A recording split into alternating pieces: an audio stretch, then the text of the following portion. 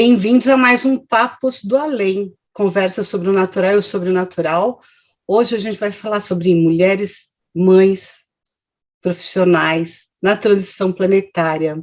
Estou aqui, eu, Ana Cristina Coda, com a minha parceira Carol Camocardi e as amigas Bia Hartel e Thalita Traussi.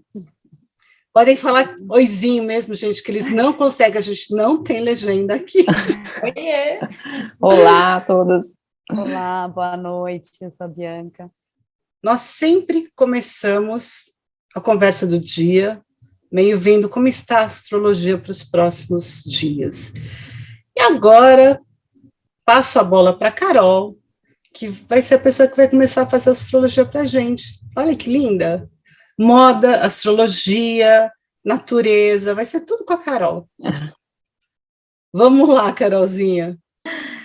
Cris, obrigada. Hoje a gente estreia aqui, comigo, a astrologia. E primeira coisa, a gente está numa lua minguante, a lua está minguando em Virgem, e tem um eclipse solar se aproximando. Então, eu diria alerta. O nome de hoje, eu fiz um compilado para chamar hoje como o Dia da Comunicação Assertiva, Gentil e Agradável. Então, porque a gente tem aí um emaranhado de planetas que trazem isso. Mas como tudo tem os dois lados, Então, a atenção fica muito na nossa comunicação. Como é que a gente quer se comunicar? Se a gente conseguir se comunicar de uma maneira assertiva, porém gentil, delicada, trazendo a delicadeza, mas forte, vai dar tudo perfeito.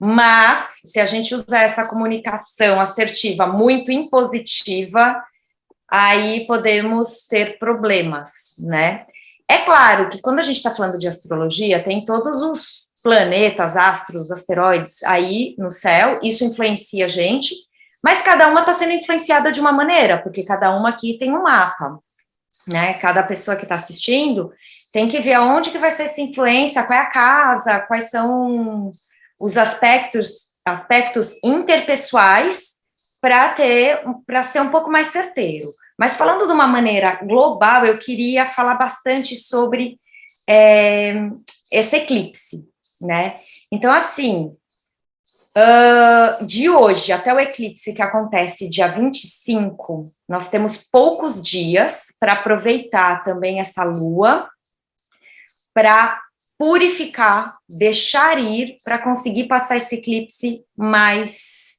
tranquila e mais protegida. Por quê? O que acontece nesse eclipse?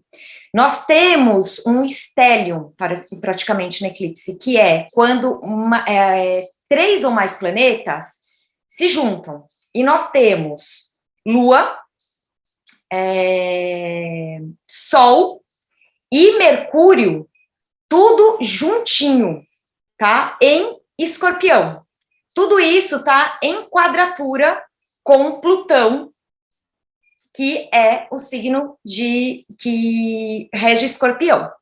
Então, o que a gente tem? É um momento que tem um grande alerta, que eu entendi que, gente, não vamos mexer nesse dia com nada que seja oculto. Por quê? A eclipse não traz clareza, Imagina, o Sol é a nossa clareza. O Sol é onde traz a luz para todos nós. O Sol, ok que não é uma eclipse total, vai ser uma eclipse parcial, que vai dar para ser vista aqui do Brasil, às 7h48 da manhã ela começa, mas a gente vai ficar ofuscada, Então, tem um momento aí de consciente, que é o Sol, Lua inconsciente, se juntando. Então, a gente não consegue entender. Sempre numa eclipse, a gente não tem clareza das coisas, não é momento de grandes decisões, principalmente neste eclipse, tá? Como tem Escorpião é um signo que está falando de transformações, é um signo que fala de espiritualidade, é um signo onde tem uma casa onde também a gente fala muito da morte, A morte aqui, pensando nos dois mundos, né? Então, a gente não vai ter visão nenhuma disso. Então, atenção para quem trabalha com coisas ocultas nesse dia. Eu chamo atenção, assim, para... A gente não vai ter muita clareza. Então, explica um pouquinho o que é oculto, hein? Tá, tarô. Então, assim, cuidado, tarólogos, nesse dia, para atender os clientes. Todos os terapeutas também que estão ligados a coisas mais ocultas. Então, assim, pode ser... eu me arriscaria a falar que quase tudo, Cris. Então, assim, apometria, reiki. O reiki eu acredito que não, né? Mas, assim, uma apometria, constelação familiar, pessoas que veem qualquer tipo de oráculos, alguns trabalhos, quem mexe com qualquer coisa de magia, então, ligadas a qualquer coisa, eu recomendaria esse dia, principalmente no momento da eclipse, ter um pouco de cuidado, tá? O alerta, assim, para mim ficou bem claro, né? Eu até chamei meu pai, que é astrólogo há muitos anos, para que a gente batesse uma bola aí sobre esse eclipse e chegamos às mesmas conclusões. Então, assim, é momento de meditar, é momento de recolher, é momento de oração. Cada um na sua religião, nas suas crenças, mas é um momento que pede recolhimento, né? Não só pela questão da lua aí que veio minguando, mas porque é um momento de recolher energia e tentar fazer com que a energia seja mais positiva, tá? É um momento que pede bastante atenção. Então, assim, é um dia de tudo menos. Se tiver reunião, remarque, porque pode dar pane em comunicação, pode dar problema no computador, quem tiver viagem nesses dias, puder reagendar viagem, é legal, né? Mercúrio não está bem aspectado, então ele está em quadratura, então não é legal fazer viagens, se tiver que ter decisões muito importantes nesse dia, eu deixaria tudo para um próximo dia, eu não faria nada nesse dia. Quem puder recolher esse dia, é esta mensagem. No dia 23, a gente tem o Sol entrando em Escorpião, né? Então, o que quer dizer o Escorpião? Escorpião é um signo que traz muita transformação, é um signo que fala muito da questão do sexo e da questão da morte, né? Então, o sexo, pelo sexo em si, mas também como transformador, é um signo muito conectado a todas as questões de transformação muito profundas, né? Então, é um momento, percebam quanta coisa profunda, né, nesse momento, e aí a gente vem premiada com uma eclipse. Uau! Então, de agora, dia 20, a lua está minguando, aproveita para se liberar, né? Faz aquela... limpezinha básica. Aquela revisão interna, sabe? O que meu copo está cheio? Que área que meu copo está muito cheio? Tenta dar uma purificada aí, joga um pouco essa água fora, porque senão, nessa eclipse, esse copo pode transbordar. E o pior é que, assim, falando bem a verdade, esse copo anda enchendo bem no último mês, né? Sim. Então, vamos lá, né? Vai transbordar mesmo. Eu acho que vai transbordar o que tiver que transbordar e tá tudo bem. Sim. A gente tem que começar meio vida que segue, sabe? Aceita, respira. O que eu faço com isso agora? Pronto. Porque realmente os copos andam ficando lotados, como parte disso que a gente está falando sempre aqui no Papos do Além, que é o planeta de transição, né? Transição é uma coisa que não está nem lá, nem cá, né? A gente ainda não largou tudo como as coisas são feitas, e também não chegou em algum lugar que a gente almeja, se é que a gente consegue almejar realmente algo, né? E nesse sentido que a gente vai falar hoje sobre esse nosso tema, né, das mães, com duas jovens mães, né? Se vocês quiserem, no decorrer, vocês falam um pouquinho da experiência de vocês com a maternidade, né? E, assim, eu acho que, para a gente começar, eu queria saber de vocês se vocês acham que realmente alguma coisa mudou nos últimos 10, 20, 30, 50 anos, né? A sensação que eu tenho é que da época da minha mãe, que sou mais velha que a maioria de vocês, né? Ela já está com 70, 80 anos, mudou muita coisa. Mas talvez da época das mães de vocês, que estão na faixa dos 30, tenha mudado menos, né? O que vocês no meu acham? caso, a minha mãe está nessa faixa dos quase 80, Ana. A gente tem uma diferença, eu tenho 37, mas a gente tem uma diferença de quase 40 anos, então mudou muito, na minha percepção, mudou muito. Mudou o nosso nível de consciência. Eu acho que hoje as pessoas se trabalham mais, né? Assim, eu vejo pela minha mãe, ela não tem uma preocupação nessa questão do olhar para si, né? De se investigar, de buscar os seus bloqueios. E eu acho que a nossa geração, assim, desses 30, 40 anos, 30 e poucos anos, e talvez até os mais jovens, hoje, procuram mais esse autotrabalho, né, essa autoinvestigação, esse autoconhecimento. Eu acho que isso reflete na forma do maternar também, né, e junto disso existem hoje muitas informações novas, muitas pesquisas, muitas técnicas que antes não eram acessíveis e nem existiam, né, então eu acho que mudou muito, assim, na minha visão, acho que mudou bastante. O que você acha, Bia? Eu estava ouvindo e falei, nossa, interessante, porque quando você fala que a sua mãe, né, tem, acho que a idade parecida da Cris, a minha é um pouco mais nova, mas ainda assim eu reconheço, né, acho que é um desafio mesmo em assumir, né, a própria necessidade de autoconhecimento. Eu acho que eu aprendi muito, né, com ela, principalmente a coisa do servir, né, então, foi ela que me levou em vários espaços, né, religiosos, de servir, de caridade, então, trabalho voluntário, eu aprendi isso, né, vindo raízes da minha mãe, mas deixou de fazer sentido para mim quando era meio que uma necessidade externa, né, de busca de aprovação ou de desempenho, porque só assim eu mereço algo. Então, quando entrou nesse lugar, para mim, aí eu comecei a recuar e buscar um caminho mais individual, no sentido assim, não, o trabalho é aqui, interno, né, obviamente que o servir ao outro faz parte do seu processo de crescimento, mas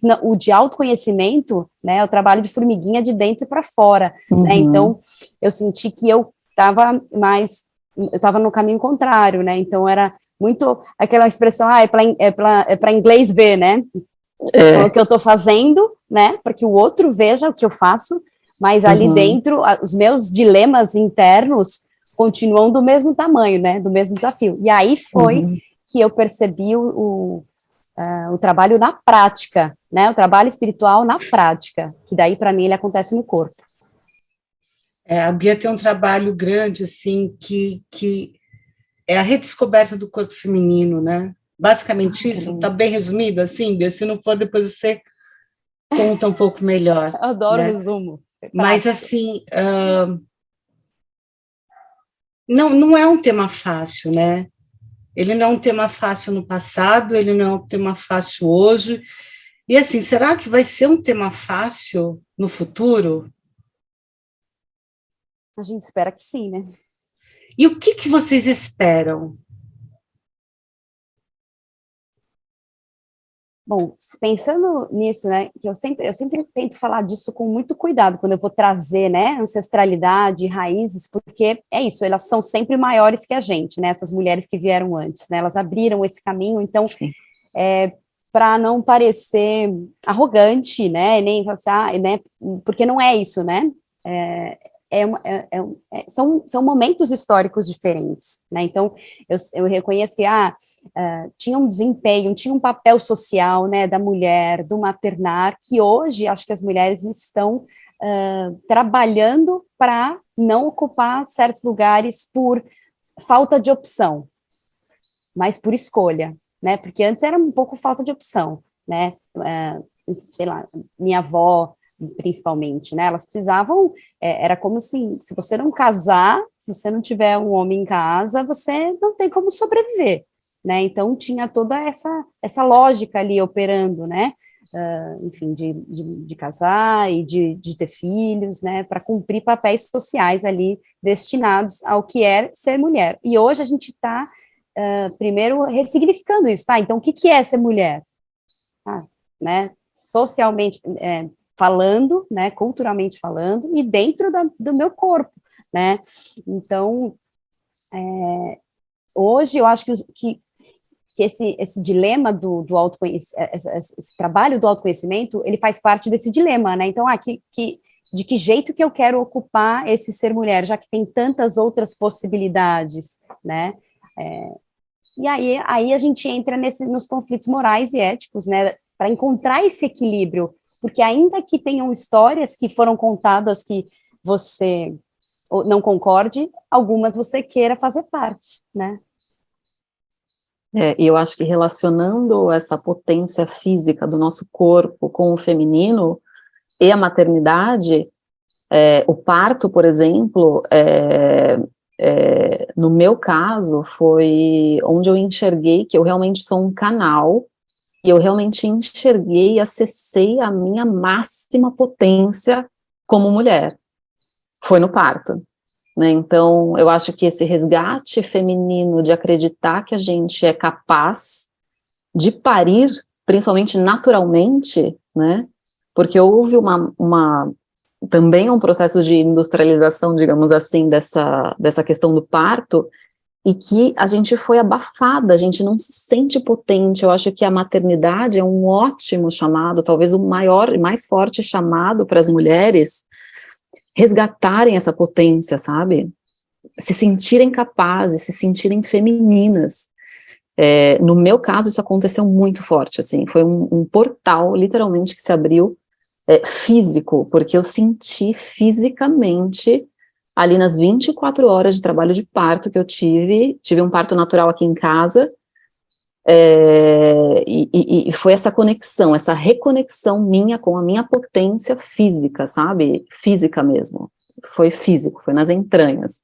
Então, eu acho que esse resgate do feminino, nessa questão do começar acreditando que a gente é capaz de gerar uma vida, né, de ser canal para gerar, porque também quando eu tive aluna, eu falei, cara, eu não fiz nada, absolutamente nada. É até uma posição de humildade, assim, não fiz absolutamente nada, ela nasceu perfeita. Eu tive um parto que eu tive as contrações, fiz ali o meu esforço, sim, mas ele aconteceu naturalmente, sabe? Então eu me senti literalmente um canal, assim, também com a questão da maternidade, né, essa questão do deixar a vida fluir dentro de você, assim, foi muito interessante. Mas eu acho que a maternidade também é um ótimo resgate para essa questão da potência do feminino, ainda que seja da potência física mesmo também, né, e, enfim. 24 horas de trabalho de parto, amiga.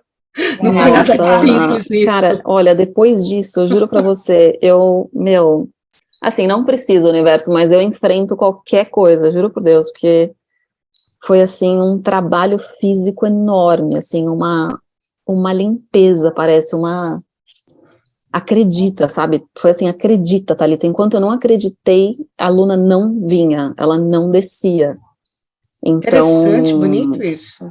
E só quando o Júnior, eu tinha uma doula do meu lado, né, a médica que ficou aqui o tempo inteiro, 24 horas comigo, e a doula aqui comigo fazendo massagem, mas quando o Júnior entrou no processo, o companheiro, ele, aí mudou tudo, assim, sabe? Aí foi uma que interessante, né? Que interessante, foi chave, incrível, né? assim, ele foi meu dolo, eu brinco.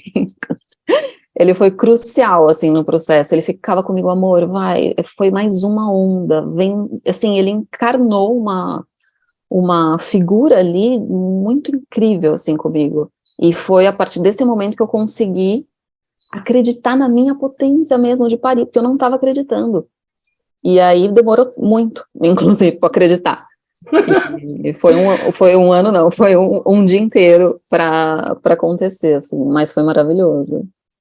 E O ele tempo super que ativo. precisava, né? Foi o tempo que precisou ser, né? Exatamente. Carol, você quer perguntar alguma coisa para as meninas? Eu queria complementar esse negócio que você falou, né? O que mudou? Eu acho que elas colocaram aí lindamente várias coisas que mudaram, mas sabe uma coisa que eu estou percebendo? Que também tem um resgate. Eu percebo hoje muitas mulheres resgatando coisas, né? Nós começamos a resgatar coisas que eram das nossas bisavós, avós, e por aí vai, que é essa questão natural. Então, assim, quando eu fiquei te ouvindo, né, aí essas 24 horas de trabalho de parto, em casa, não sei o quê, pô, minha mãe nasceu em casa. Exato. Meu pai também. Meu pai também nasceu em casa, e as minhas avós, e, enfim, acredito que de todas nós, né? Então, assim, quantas delas não tinham essas palavras e não traziam essas palavras estruturadas como a gente traz hoje, né, de autoconhecimento, mas elas também sentiam esse mesmo portal que você sentiu, muitas delas também pode ser que tenham sentido, né, essa potência e tenham ressignificado, mas eu percebo que hoje a gente, buscando essas questões naturais, mais naturais, e como do universo, né, tanto de medicina, quanto do parto, quanto da conexão da mulher, né, do corpo, que a gente meio que foi se perdendo, né? E aí tem outras coisas maravilhosas, de tecnologia, enfim, que vieram somar, né? Então, eu acho que hoje nós olhamos muito a questão do autoconhecimento, da questão do autocuidado, eu diria, acho que até mais, né? Nós, mulheres, hoje, acho que temos essa questão mais do autocuidado. Eu venho de uma mãe que foi trabalhar fora por opção, sabe, sempre foi muito da questão do autoconhecimento, me trouxe muito isso, mas eu sinto, assim, eu via isso, ela com um facão na mão, abrindo o espaço dentro do mundo corporativo, né, o quão difícil, o quão ela teve que reprimir esse feminino, né, e aí tem até cabelos mais curtos, o que a gente até estava trazendo isso, né, outro dia, da questão dos cabelos, e perde toda essa questão do feminino para se impor ali, mas quando chegava em casa tinha esse servir, então, só unindo as falas de vocês, né, esse servir a família, de estar ali como mãe, que também foi uma opção, foi tudo porque quis, mas trazendo aqui agora uma pergunta para vocês, o quanto é opção, né, de tantas mulheres, ou quanto é algo que faz parte, e às vezes nem se pensa tanto, ou, eu queria tanto ser mãe, e de repente, quando vem, você fala, será que eu queria mesmo? Né? Não sei, vocês que estão aí no meio das mães, e outra coisa que eu percebo, talvez hoje as mulheres falem mais, né? Antes tinha aquela coisa, era difícil ser mãe, mas eu não vou falar. Era velado, né? Qualquer tipo eu quero matar meu filho, mas eu não vou falar, imagina, isso não pode falar. E hoje eu acho que as mulheres falam mais, né? Falam da maternidade real, e não da maternidade construída, linda, porque tem um aspecto maravilhoso, das claro, mães e filhos perfeitos, né? Tem desse mas não é perfeito, também, né? Não é perfeito, são horas sem dormir, é muito desafiador. Nossa, nem me fale em hora sem dormir. Chega, eu já tô aqui com o coração assim, deixa eu te falar. Você já trouxe um monte de coisa que eu falo. Não, pera. Primeiro porque a minha gravidez não foi planejada, né? Então, falar sobre isso, falar assim, não queria estar grávida agora, não é mesmo dentro da bolha, não é algo, assim, mesmo dentro da bolha do parto humanizado, das doulas, não é algo assim naturalizado, né? Eu falei assim, não, eu não queria ter engravidado, nem por isso eu não tive meu filho, né? Mas naquele momento eu não queria. Hoje ele é a melhor coisa que me aconteceu. Mas quando eu descobri, eu chorei durante 30 dias, né? Porque eu tenho irmãs gêmeas, o pai também é gêmeo, então o meu maior medo era que fosse dois. Eu falei, minha vida acabou. Né? Era esse o meu único pensamento. Então, quando eu descobri que era um, eu falei, pelo menos, né, só um. Mas então, acho que assim, ainda não é naturalizado a gente falar que não queria ter engravidado, como assim também não é naturalizado você falar quando você perde, né, um bebê. Quantas mulheres não falam, que perderam, né, a gravidez no início, essa coisa de, falar só depois de 12 semanas. Então, assim, ainda a gente tem muitos tabus, né, estamos trabalhando para ir desmanchando, estamos, mas acho que esse foi um dos aspectos que você trouxe, que na hora, eu me lembro do dia que eu falei, né, eu estava com o Benjamin é o nome do meu filho, 9 meses, né, uma fofura, aquele bebê que você fala, gente, que lindo, né, todo mundo queria morder. Eu falei assim, não, mas eu não queria ter engravidado. E, tipo, arregalaram um olho, assim, tipo, como assim? Não queria, mas eu amo meu filho, né. E depois de um tempo, eu fiz um trabalho com uma coaching para mães, e eu vi uma frase de uma das mães lá, que também estava com o bebê, mais ou menos essa frase, e aquilo para mim fez todo sentido. Ela, eu amo o meu filho, mas eu nem sempre gosto de ser mãe. Então, assim, eu amo meu filho, mas eu não gosto da maternidade. A maternidade, ela traz, às vezes, um peso, né, até social, né, que é essa coisa do, fui quase canonizada, não posso falar um palavrão, não posso cometer um erro, toda a culpa, tudo que você fez de errado, né, vai causar trauma no seu filho, então, assim, tipo, né, traz uma pressão ali que você fala, nossa, né, então, assim, vamos pegar um pouco mais leve, né, acho que a criança também lembra isso, né, da gente conseguir pegar um pouquinho mais leve, e eu lembro que quando o Benjamin nasceu, enfim, que foram aqueles primeiros 5 meses, né, que a gente quase não dorme, e eu falo, gente, essas fotos de fada na balança, tem nada a ver, tem que ser foto com camiseta de rock and roll, entendeu? Porque o negócio é pesado. Então, eu sempre, enfim, gostei de trazer essa coisa, assim, mais essa verdade nua e crua, do tipo, é construído, né? Hoje, a relação que eu tenho com o meu filho é uma relação muito mais gostosa do que quando ele era um bebê, porque acho que esse amor também ele é construído uma intimidade, né? Um diálogo que vai crescendo à medida que a criança também cresce. Porque quando eles são bebês, você fica completamente apaixonada, é um negócio fora de você, mas não necessariamente é equilibrado, né? Então, acho que esse equilíbrio, né, a gente vai construindo ao longo da vida com a criança, até porque as fases vão mudando, né? Então, daqui a pouco ele é um pré-adolescente, daqui a pouco adolescente, né? E aí a gente vai aprendendo a esticar e a encolher junto com eles. Eu acho que a maternidade é a experiência mais bipolar, assim. São dois extremos absurdos, assim. Existe a luz maravilhosa desse amor incondicional, essa doação, e nessa doação existe a sombra de você se perder, às vezes, dentro disso, de você se doar sem fim e não lembrar mais quem é você, de você não conseguir respirar, de você não ter mais um tempo livre para nada, né? Eu ainda tô nesse processo, a minha filha fez 1 ano e 8 meses anteontem, então eu tô vivendo ainda muito esse processo de ser uma recém-mãe, e eu nunca imaginei que seria tão desgastante, ao mesmo tempo que ser tão maravilhoso, mas é fisicamente desgastante. E eu passei um processo recente com a Luna, né, recente assim, desde que ela nasceu, de muita falta de sono.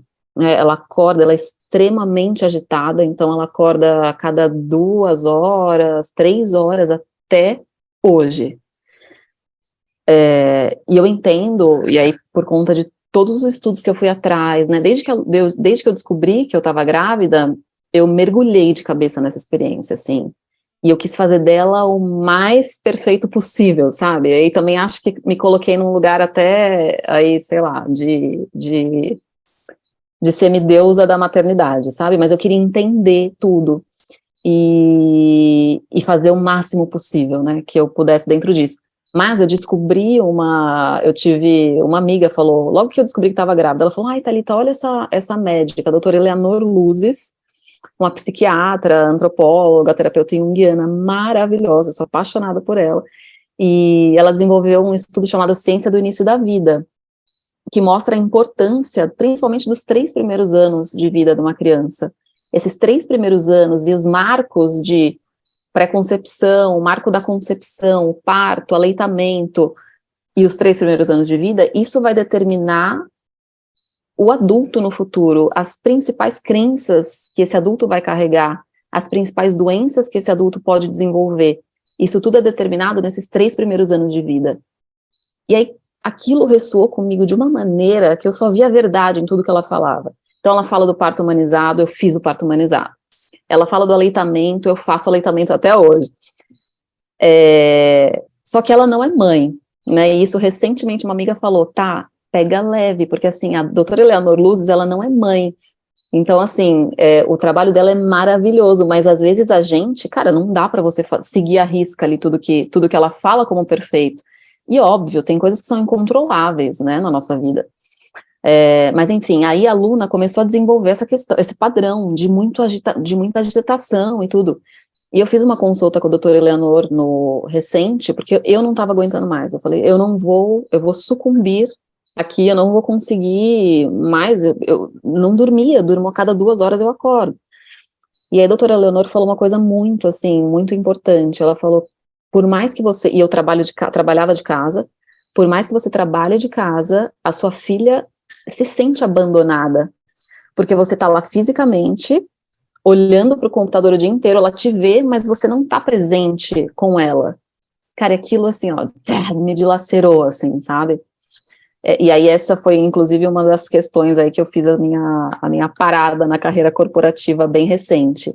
E por incrível que pareça, eu parei faz 1 semana de trabalhar. O meu campo energético com certeza mudou. A Luna tá dormindo já faz 4 horas seguidas. Isso, assim, é uma raridade. Nunca isso ia acontecer antes.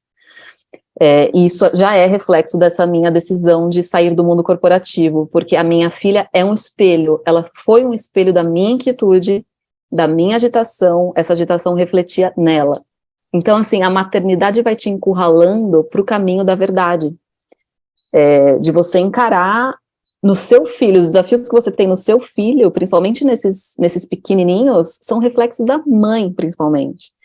Então não tem por onde fugir. É isso, sabe? É o caminho da retidão, assim, que eu vejo. A minha filha me mostra muito isso, o caminho da retidão. E não é fácil. Assim, é engraçado, né? Eu também não sou mãe, mas eu já acompanhei muitas mães, muitas crianças. E uma coisa que para mim fica claro, como os filhos, eles espelham o que os pais não querem enxergar. E eles vão colocar para fora em forma de atitudes, até doenças, o que os pais não conseguem dar conta. E eu estou falando isso não é para ninguém se sentir culpado de nada, pelo amor de Deus, né? Não é esse o caso, porque o fato é que as crianças, elas nascem nos pais que elas escolheram literalmente, porque é onde elas vão evoluir.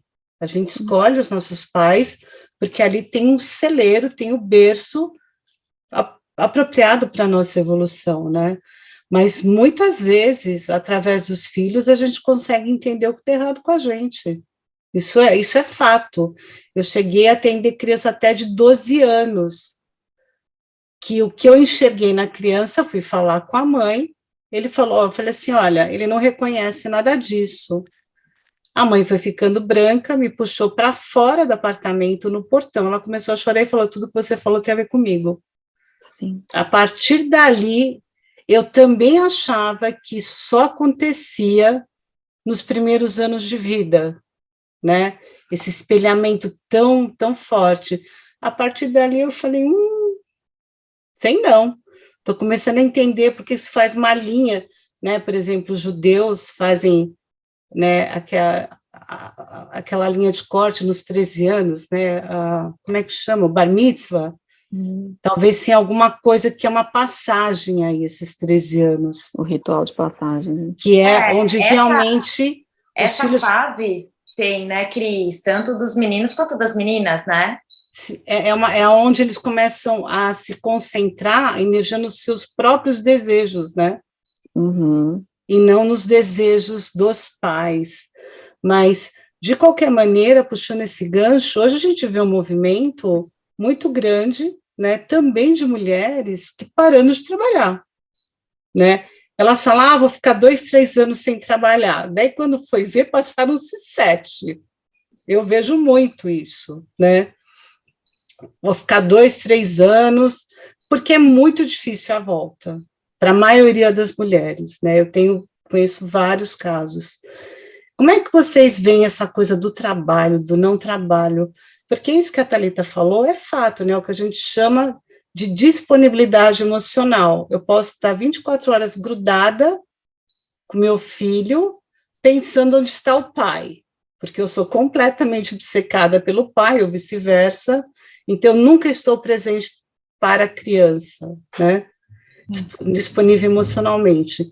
Como é que vocês veem essa questão de trabalho, de não trabalhar? O que sabe, como eu disse antes, né, a gente estava conversando, cada pessoa é uma pessoa, cada experiência é uma experiência, não tem regra, né? A gente está aqui só compartilhando algumas experiências e algumas visões. Mas como é que vocês veem isso? Né? As mulheres tentando empreender mais, para ficar com o seu tempo livre, como é que está rolando isso para vocês e para as pessoas que vocês conhecem, né? O que vocês têm a falar sobre isso? Fala, Elia. Vou pegar a palavra. A questão do trabalho, né, ela está diretamente relacionada com a realização, com a criatividade, com o fazer, né, e o fazer feminino, enfim, ele vem a partir do útero, né, então, o que você cria, né, para a sua vida, tudo que a gente cria vem a partir dali. Então, é muito difícil que depois que você se atravessada, né, por uma vida nova dentro do seu corpo, ainda que tenha essa sensação, eu não fiz nada, foi tudo perfeito, mas você se colocou à disposição, né, muda muito, porque assim como o parto, a amamentação, isso são eventos muito sexuais, né, assim, da energia mesmo, né, sexual, e dessa energia propulsora da vida, né, de criar vida nova, né, que está ali, né, condensada no nosso quadril, principalmente ali atrás do útero, no segundo chakra, né, então, quando a gente tem uma experiência como essa, é muito difícil que você não seja transformada e que a sua criatividade, ela não queira estar a serviço de outras coisas, né? Principalmente, eu acho, que aí eu volto a citar, né? Nós mulheres, a gente tem aí uma tradição em seguir, né, projetos e às vezes estar em trabalhos, enfim, que talvez não estejam tão trazendo tanta realização, né, então quando, né, a maternidade chega, eu digo isso porque não só foi como aconteceu comigo, né, eu tinha uma carreira antes, quando o Benjamin, eu já queria que ela mudasse, e aí quando o Benjamin nasceu, eu fui uma dessas mulheres que fez essa opção, eu vou ficar 1 ano sem trabalhar, pelo menos, né, e quando eu voltei a trabalhar, meu trabalho estava minguando, e eu, fui propulsada, assim, né, fui projetada a criar coisas novas, várias, e acho que foi, assim, como uma multiplicação celular mesmo, foram pipocando ideias e vontades, né, que até então eu não tinha tido coragem, talvez, para realizar. Então, assim, é isso, essa força, né, que é Thalita, é isso? Thalita. Que você falou, né, Thalita, do parto. Eu tentei ter um parto em casa, mas o meu parto acabou tendo que ser hospitalar mesmo, foi uma cesariana necessária, meu médico era humanizado.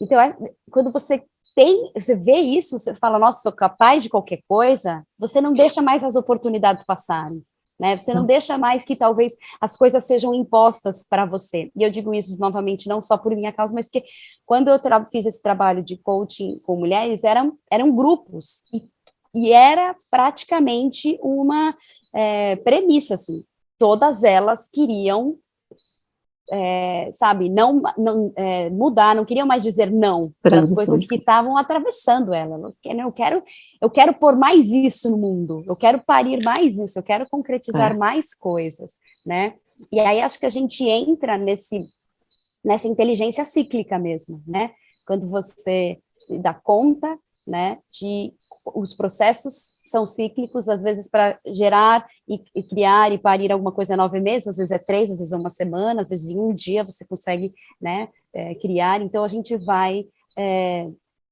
acho que fecundando cada vez mais a nossa própria criatividade para criar, né, coisas no mundo depois que a gente se torna mãe. No meu caso, assim, eu reforço, para mim a maternidade ela é o caminho da retidão, assim, no meu caso é isso, sabe? Então minha filha me mostra tudo. Ela me mostrou pelo comportamento dela, né, um reflexo da minha inquietude profissional, que já existia também antes dela nascer, eu já estava extremamente insatisfeita com o meu servir, né, eu trabalhei no mundo corporativo por mais de 15 anos, estava trabalhando numa multinacional de tecnologia agora por 5 anos, quando licença maternidade, eu sou privilegiada, por mais que esse licença maternidade seja curto, porque eu achei que 7 meses fora fossem ok, quando chegou o final do 6º mês, assim, eu bateu um desespero, mas uma angústia, uma depressão, que eu lembro que eu caí aqui chorando no chão da sala, falei pro Júnior, falei, eu não vou conseguir voltar a trabalhar com 6 meses, minha filha não, ela é 100% dependente de mim. E o trabalho, eu sabia o quanto ele me consumia, né, eu trabalhava 10 horas por dia, a gente estava no ápice da pandemia, e eu estava ajudando as universidades a migrarem para o ensino híbrido, então era muita demanda. Eu falei, não vou conseguir, né, e fiquei muito mal, assim, num processo muito de certeza de que eu não ia conseguir voltar. Como a gente estava na pandemia, eu voltei para o home office ainda, não tive que voltar para o presencial. Então, foi uma transição um pouquinho mais suave. De qualquer forma, eu não estava satisfeita com o que eu estava desempenhando, né? Eu estava gastando as horas do meu dia para fazer uma coisa que eu não queria, que não me trazia satisfação, e deixando de estar nessas horas com a minha filha. Isso foi um ano, assim, de muito desgaste, de muita angústia, enfim, que eu fui trabalhando para ter certeza de que era uma transição que eu tinha que fazer, ainda que eu não soubesse qual era o final, o resultado, qual que é o meu novo servir, eu tinha que dar espaço de fé. E foi isso que eu fiz agora no meu aniversário. Eu pedi demissão, porque meu coração gritava por essa mudança, grita por essa mudança, e assim, tudo tá mais leve, muito mais leve. A minha filha, em uma semana, como eu falei para vocês, já tá dormindo muito melhor. A minha relação toda, como todo, muda, né? Porque eu tô agora trilhando um novo caminho, trilhando o caminho do meu verdadeiro servir nesse mundo, né? Eu acho que antes as mulheres, a minha mãe, por exemplo, largou tudo para ser dona de casa. E hoje eu olho para ela como um espelho, assim, eu falo, bom, minha mãe é a minha guia, que é a minha mestra, né, então, ela tá me mostrando aqui muitas coisas, assim, eu vejo nela, por exemplo, uma pessoa que abriu mão da sua vida profissional, mas que, além de tudo, abriu mão do seu servir, além da maternidade, e eu tenho essa necessidade, né, não quero ser só mãe, eu quero estar a serviço de muitas outras coisas, assim, então... E nada contra, muito pelo contrário, porque eu admiro muito a minha mãe, mas assim, eu preciso disso, eu preciso realizar outras coisas, sabe? Então, e algumas coisas já estão se abrindo nessa uma semana, Ana, inclusive, assim, que eu parei tudo, nossa, algumas coisas já estão se abrindo, eu já sei caminhos possíveis, é muito mágico, assim, é muito mágico, a gente realmente só precisa dar um passo, que é o passo mais difícil, que é esse passo em direção, muitas vezes, do que a gente nem sabe que vai acontecer, mas é o passo necessário para o universo vir, assim, com uma bandeja de possibilidades, né? Então, salto de fé. É o salto de fé. Você definiu bem, né? É um salto de fé para muita coisa. A Bia, inclusive, me corrija se eu estiver errada, Bia, mas eu acho que se não fosse o bem, você nunca estaria fazendo o trabalho que você faz hoje, né? Sem dúvida. Está certíssima. Você descobriu o universo de um feminino, do corpo, que, tipo assim, era algo absolutamente fora do seu radar, né? Tudo isso. Foi essa tua necessidade, eu acho que até, de você tentar conciliar tudo isso dentro de você de uma maneira coerente, que para você fosse coerente, que você evoluiu até onde você está agora. Né? Tentando buscar, né, o indivíduo que virou mãe, sem pedir, mas está ali, estou aqui, ok, agarrei meu pacotinho, ele é meu, né? Como é que eu faço agora para gerenciar as minhas necessidades e as deles juntos, né? Você pode falar um pouco disso? Sei lá, de repente pode ajudar uma série de mulheres que estão nesse caminho aí também. Olha, foi muito, muito legal você trazer isso, né, Cris? Até porque a gente se conhece de antes disso, né? Então... Fala um pouquinho mais alto, Bia, por favor. Claro. Melhorou? Melhorou um pouquinho. Tá baixo, mas melhorou. Deixa eu ver, tem um negócio que dizem que isso aqui é o microfone. Então, como eu estava dizendo, né, você me conhece antes, né, do Benjamin nascer, eu sabia, né, do meu trabalho e tudo, e isso que você fala, eu acho que para mim é a minha missão dentro da minha maternidade, conciliar essas duas existências, eu mãe e eu Bianca, mulher, né, criadora do meu próprio trabalho, da minha, querendo desfrutar da minha vida com a liberdade que eu mereço, para além de ser mãe. Então, isso, para mim, é hoje a missão que eu tenho, e eu vejo que é a partir daí que eu inspiro, né, muitas pessoas. Por um lado, eu até acho bacana, nossa, mas você tem filho? Às vezes as pessoas falam, aham, né, 5 anos, porque, tipo, do tanto de coisa que eu faço, né, tipo, você falou, a gente conversou, né, quando estava conversando, rodinha nos pés e tal, então, isso antes do Benjamin nascer, mas a primeira vez que eu vi, né, a projeção do ultrassom, eu falei, bom, ele quis vir a qualquer custo, então, a gente vai junto, né, qualquer que seja essa jornada. Então, eu prezo muito, porque acho que essa é daí a parte que você fala, né, cada um tem a sua vida, e na minha trajetória, na minha história, eu fui uma pessoa que sempre desempenhei as coisas muito bem, então, tem que seguir esse script, é esse horário, é desse jeito, é ser atleta, é ser filha, ok, então vou cumprir, né, dei os checks, deixei todo mundo orgulhoso.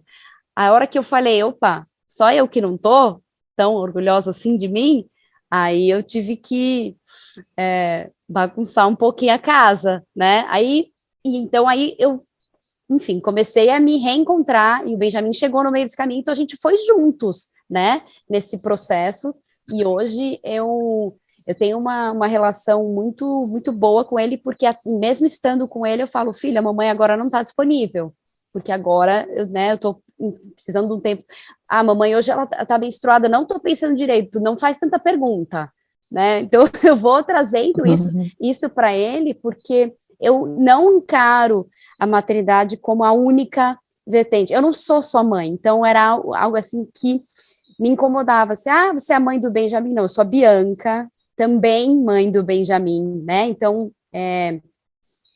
não, quando você vem aqui, você vem para me ver também, não é só para ver o bebê, então, essa coisa, né, de não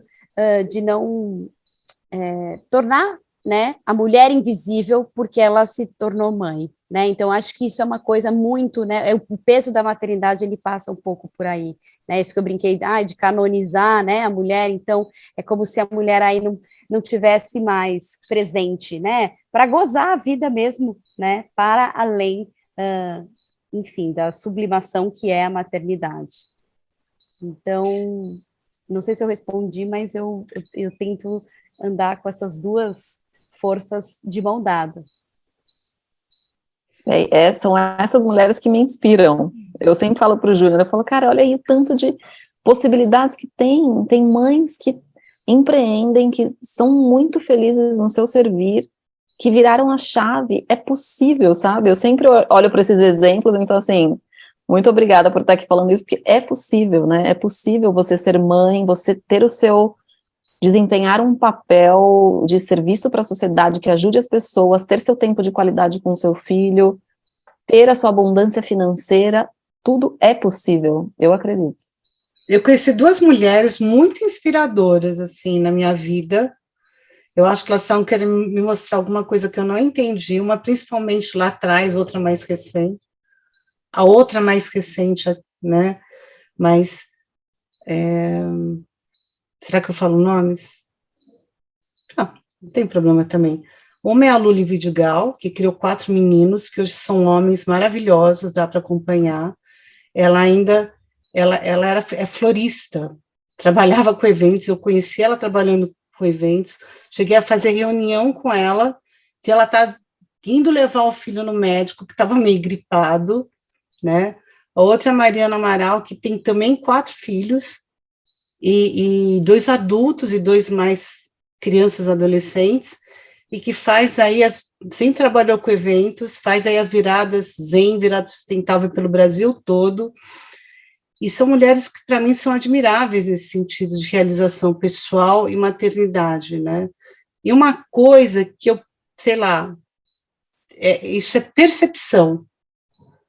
Elas são as mães e mulheres possíveis e não tem culpa.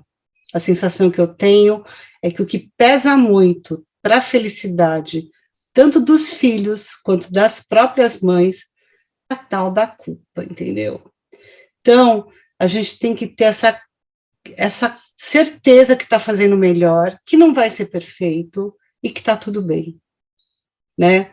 Tem que trazer um certo relaxamento para a vida, a confiar, sabe, esse salto de fé, que é um pouco confiar que as coisas dão certo de alguma maneira, né? E eu vejo, assim, o que aconteceu com os filhos da Luli, incríveis, 4, gente, criar 4 meninos não deve ser fácil, né? Com a Mari, quando eu descobri que a Mari, com aquela carinha de menina, né, tinha 4 filhos, 2 adultos, eu falei, gente, quando que ela teve tempo de fazer tudo isso, né? Mas é possível, sim, né? A gente tem que realmente, de repente, buscar esses benchmarks, essas pessoas que inspiram a gente, né? E a maternidade traz para a gente algumas habilidades, assim, de priorização, de administração de tempo, muitas coisas interessantes para a gente conseguir chegar aí nesse patamar desses 2 casos que você falou, inclusive, porque realmente é você equilibrar prato, é você realmente tirar do além forças que às vezes você acha que você não tem, é muito isso, acho que a gente desenvolve muitas habilidades que estavam ocultas, assim, com a maternidade também. E para finalizar, como é que vocês veem os papéis dos companheiros nessas histórias, das mães, companheiros e companheiras, né? Porque também pode ter essa opção. Como é que vocês enxergam? Eu acho que é crucial, assim, se tiver uma palavra para definir aqui, é crucial, gente, não tem como. Eu não moro mais com o pai do meu filho, né? Então, mas a gente tem uma divisão até bastante equilibrada dos cuidados e com certeza eu tenho esse tempo para ser a mulher que eu quero, porque ele é o pai que o meu filho precisa, né? Então, mas eu nunca deixo de pensar, nossa, como seria, né? Ou como é para muitas mulheres que são mães solo, né? Para os homens que abandonam mesmo, né? Crianças que não têm nem o registro, né? Do nome do pai. E eu realmente admiro, porque é muito fácil a gente falar que é muito mais fácil, né? Falar, vou trabalhar, vou ficar 1 ano sem trabalhar, sabendo que eu vou ter esse suporte, né? Até, enfim, da sua própria família, porque, por exemplo, meu pai e minha mãe talvez me dariam esse suporte se o pai não desse, né? Então, assim, tem uma estrutura familiar ali protegendo a chegada daquele bebê, né? Que é o que a sociedade como um todo deveria fazer, mas no meu caso, micro, tem ali a estrutura familiar que estava protegendo, mas e quem não tem, né? Então não tem jeito, vai ter que pôr na creche das 7 às 17 para poder trabalhar. Então, acho que a maternidade também coloca a gente naquele lugar de é preciso humildar-se, né? Tipo, se cada um está fazendo o seu possível, não jamais apontar os dedos, né, umas para as outras. E então, acho que isso é a primeira lição que você aprende a hora que o bebê saiu da sua barriga, né, que tudo aquilo que você cuspiu para cima cai tudo na testa. Né, então, enfim, controles, né, e a vida ensina, né, a criança vem para ensinar isso, né, para a gente. Então, os companheiros têm esse papel e essa obrigação, né, tão igual, né, nos fazeres como a mãe, ou, né, como a mulher, porém, tem uma diferença, né, o papel da mãe, principalmente, né, nesse primeiro ano, acho que até quando você ainda está amamentando, tem uma nutrição e uma doação que ela é, sim, muito maior, e que um homem maduro tem que estar ali, ou uma mulher madura tem que estar ao lado para entender que para que aquela pequena vida possa florescer o tanto que ela pode, tem alguém se doando, e por isso, sim, você tem que ser a terceira pessoa doando para quem está se doando, né? Estruturando isso. É um triângulo perfeito. Né? Então, a Thalita trouxe isso bem no momento do parto dela, quando disse que foi quando o companheiro chegou que a filha começou a descer. Então, quando ela recebeu a força do masculino, o feminino dela estava pronto para se abrir e trazer a sua filha para o mundo, que nada mais do que essa união, né? Feminino, masculino, explosão da vida. É a mágica da natureza, né?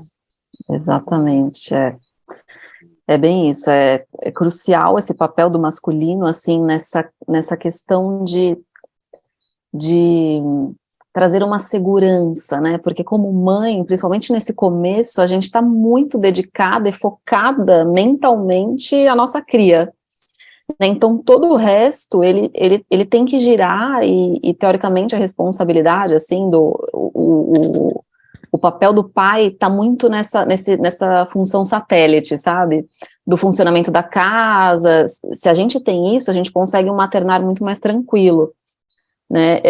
E uma coisa interessante também, como sociedade, hoje a gente já enxerga o papel do pai, e inclusive, por exemplo, onde eu trabalhava, existe uma licença paternidade de 3 a 4 meses, né? Então, como sociedade é muito interessante, porque, para o pai ficar em casa 3 ou 4 meses dedicado ali pro filho, junto com a mãe, é maravilhoso, né? Eu tenho a sorte de ter o meu companheiro aqui em casa, e hoje mesmo falei isso para ele, falei, meu, olha isso, a gente tá aqui junto da Luna, nós 3, o dia inteiro, é uma sorte, assim, da gente ter esse modelo, sabe, de presença com ela, de poder ir para o parque 2 vezes por dia. Então, assim, para mim, o que acontece aqui em casa, realmente, eu agradeço todos os dias. Mas, e como sociedade também, a gente conseguir enxergar a importância do pai, valorizar através dessas políticas públicas, de políticas empresariais que também enxerguem essa importância, é maravilhoso. E a consciência também tem mudado, né, porque esse tema de paternidade ativa, que é o mínimo que a gente espera, e todas as mulheres agora falando sobre isso e tal, é muito legal, porque traz à tona também essa, né, galera, vamos acordar, né, existe o papel da mãe, mas existe o papel do pai, que é tão fundamental quanto. E quando os dois estão operando aí em perfeita comunhão, putz, o filho só floresce mais repleto, né, pleno. Então é crucial, assim. Isso para o funcionamento de tudo, né? Tá aí a gente na constelação, depois de adulta, constelando pai e mãe. Olha a importância dos dois, né? Se não fosse importante, a gente só constelaria um e não os dois, né, Cris? Exatamente. E tem uma coisa que a Bia falou muito, do segundo chakra, né? De onde vem toda essa energia, criação. A questão do segundo chakra tem também a coisa do desejo, né? E junto com o desejo, eu percebo que um calcanhar de Aquiles que a gente gera é expectativa. Então, quanto menos expectativa, quanto menos idealização a gente tiver, pode, talvez, ser bom para a saúde no futuro, sabe?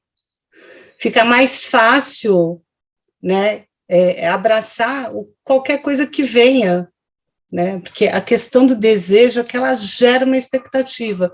A gente gera uma expectativa do que é ser uma mãe, o que é ser um pai, o que é ser um filho, né? E muitas vezes a gente pode passar uma vida esperando que aquela realidade se realize, né? Aquele sonho, aquele desejo, e a gente não olha a realidade. Tipo, muitas vezes a gente tem problemas uma vida inteira por não conseguir simplesmente abaixar nossas expectativas e falar, ok, é isso que eu tenho, né? Então, eu acho que não existe trabalho mais espiritual, né? Porque aqui a gente sempre envereda para um papo mais espiritual, mas não existe trabalho mais espiritual que a própria maternidade, né? Eu não sei se vocês discordam ou concordo. Não, né? É isso. Carol, você não quer perguntar mais nada? Nossa, se deixar tem muita coisa, esse assunto vai longe, né? Esse assunto vai longe. Como a gente está terminando, você quer fazer o tarô, Carolzinha? Fazer o tarô agora? Vamos ver o que eclipse sai. Tá longe. Vou fazer um tarô e, olha, nem falei nada, já caiu a carta. Caiu a carta do Papa. Ops, aqui. Opa, aqui. Dá para ver? Uhum. Carta do Papa, o 5. O 5 fala de muita transição, né? Eu gosto sempre de ver o tarô nunca olhando a sombra ou a luz, mas as duas coisas, porque uma complementa a outra. Então, não adianta a gente só falar dos aspectos, né, de um lado ou de outro. Acho que os dois aspectos são importantes. O Papa, ele orienta, então, nós podemos sim pedir orientação. Falando aqui da maternidade, tem uma hierarquia, então a importância da gente trazer as hierarquias também, né? Não é a questão do superior, o quem manda, pode ser também, né? Um lado-chave aqui, que a gente pode ver essa escorregada. Então, assim, eu estou num papel hierárquico e eu coloco a minha vontade sobre você. Mas pode ser só aquela questão da ancestralidade mesmo, né? Como a Bia estava falando, da importância da ancestralidade. Apesar de não ser uma carta que está falando assim de ancestralidade, mas tem essa questão da hierarquia, né? Fazendo uma conexão aqui com o nosso tema mãe. Então é isso. Eu vejo muito Papa também, eu não sei se você concorda, Carol, como uma proteção espiritual. Para mim, sempre que aparece o Papa, eu percebo que tem algo que protege, talvez porque tem essa hierarquia, né? Pode ser. Ele pode ser a proteção, sim, porque ele é muito a carta do mestre. Então, ele pode ser o mestre espiritual, alguém que a gente peça proteção, né? Então, veja que ele está numa posição, inclusive com uma mão, cadê? Aqui, com uma mão, trazendo proteção, bênçãos para outras pessoas. Então, pode sim ser ir num lugar que parece um templo, né? Onde tem estrutura, onde você vê toda a base, onde ele está num trono, então ele está bem estruturado, ele está bem posicionado ali para também doar aqui muito conhecimento, orientação. Então, vem aí, que vem a gente está próximo aí de um eclipse, mas, e eu falei também da gente, né, meditar, entrar em oração, em se recolher.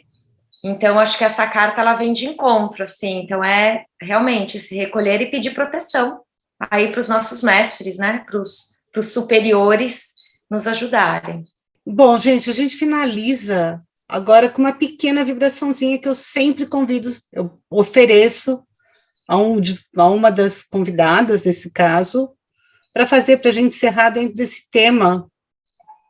Quer fazer, Bia? Você que está acostumada a conduzir grupos e workshops. Olha, eu posso fazer, amiga. Você quer me dar só mais uma dica? Como é que costuma ser? É só tipo como se fosse uma meditaçãozinha guiada, né? Que a gente pode ir de encontro a isso que a gente falou, né? O que seria essa mãe que a gente almeja, né? A vida melhor que ela pode ter, que não seja tão sacrificada como foi no passado, e que a gente continue conquistando, né, essa vida mais equilibrada, onde as mulheres possam exercer suas múltiplas facetas também, né? Então, a gente possa sentar numa posição confortável, com a nossa coluna ereta. Se estiver sentada numa cadeira, conectando os pés firmes no chão, topo da cabeça lá, conectado com o universo acima das nossas, enfim, do teto da nossa casa, de onde quer que a gente esteja. E a gente entra em contato com a nossa respiração, a ponte entre esse mundo físico e o mundo espiritual, puxando o ar pelo nariz e soltando o mais devagar que a gente puder. Se o nariz estiver congestionado, pode fazer pela boca, não tem problema, a gente só pede para priorizar o nariz se for possível. E aí vai trazendo essa dança do puxar o ar pelo nariz e soltar o ar devagar, enquanto você relaxa os seus ombros, relaxa o peso do seu quadril, sentindo a densidade, o tamanho da sua pelve, para que você se perceba sentada no seu próprio quadril. O centro da existência feminina e o centro também de toda a vida que chega no planeta Terra. O centro da materialização do invisível para o visível, do imaterial para o concreto, onde a mágica acontece dentro do útero feminino, dentro do espaço vazio. E esse útero, ele vai aumentando de tamanho, ficando cada vez maior, envolvendo todo o seu corpo.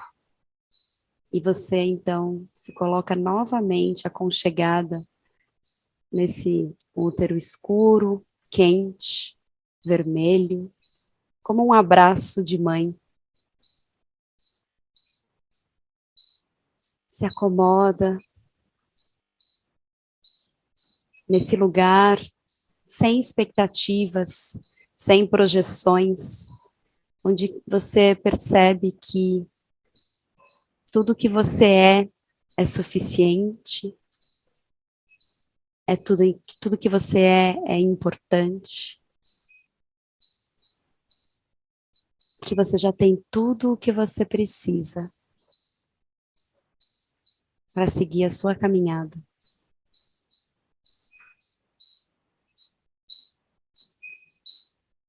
Nesse lugar de silêncio, de coração tranquilo, de mente silenciosa.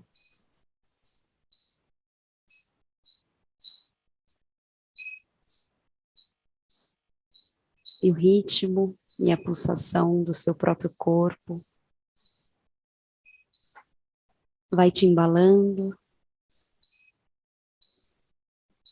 te trazendo serenidade, conforto para todas as células do seu corpo.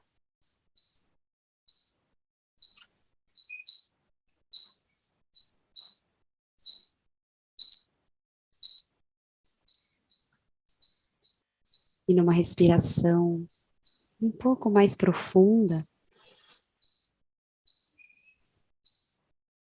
esse útero ele vai retrocedendo, voltando ao seu tamanho original, esse útero físico e espiritual que todas nós carregamos, vai se apequenando, se apequenando.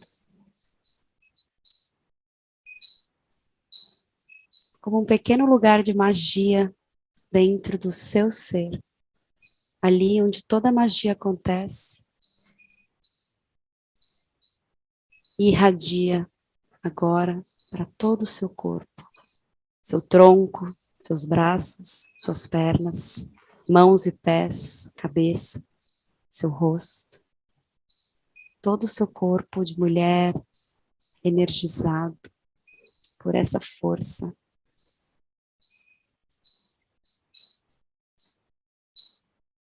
da criação.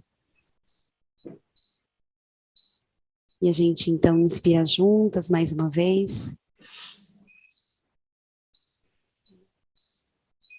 fazendo isso por 3 vezes, e na terceira expiração você abre os seus olhos devagar, consciente dessa sua jornada aqui, nesse planeta de transição. Obrigada, Bia. Eu agradeço. Obrigada, Bia. Maravilhosa. Obrigada, Thalita. Carolzinha. Obrigada a você, Ana. Obrigada, Thalia. Maravilhosa. Para quem nos acompanhou até agora, obrigada. E encerramos mais um Papos do Além. Até o próximo, que será das bruxas. Uou. Beijo, Beijo. gente. Obrigada. Beijo, obrigada.